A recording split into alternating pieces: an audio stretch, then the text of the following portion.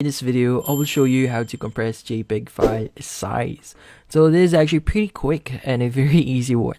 So you won't need any tools for this one. You just need your PC and your Windows. So first thing is we have this image here that we want to reduce or compress the JPEG file for. So this is a .jpg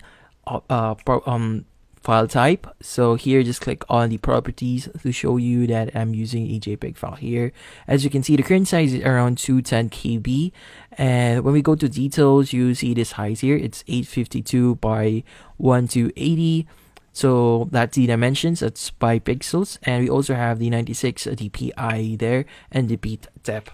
So we want to actually reduce the size for this one. Like for example, you have big images on your PC, like for example it's 4K, and you want to reduce or compress your image here. So and as an example, I'm reducing the size of this image here.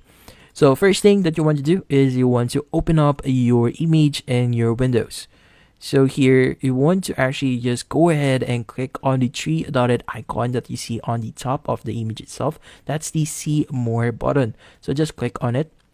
And from here, you want to click on the resize image option that you see there.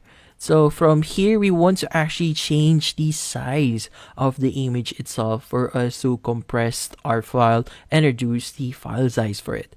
So we have two options of actually reducing this size. We could either specify it by pixel, or if you want to reduce this to by percentage. So for example, 1 to 80 is actually the pixel here, but if you don't know or not familiar with the sizes here or what pixel is actually, so you can just go ahead and use percentage here. It's a lot easier if you want.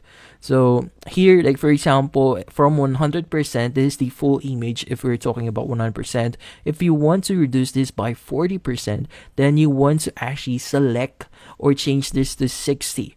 So let's go ahead and just put 60 here, and as you can see, it's by 60% by 60% at the moment.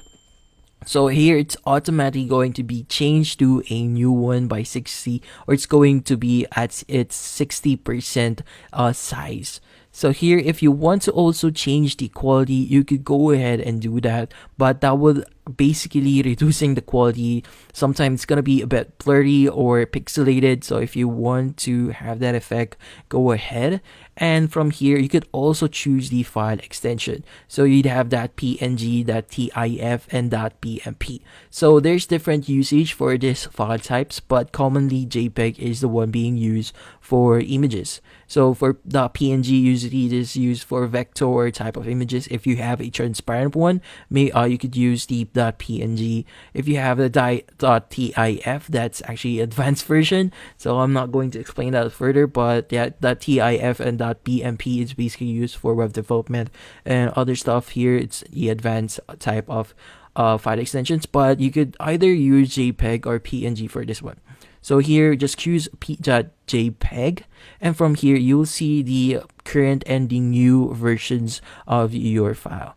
So this is the previous one, and here's the new one. As you can see, it's being reduced. Even the size was reduced. As you can see, previously it's around 210 KB. Now it's 169.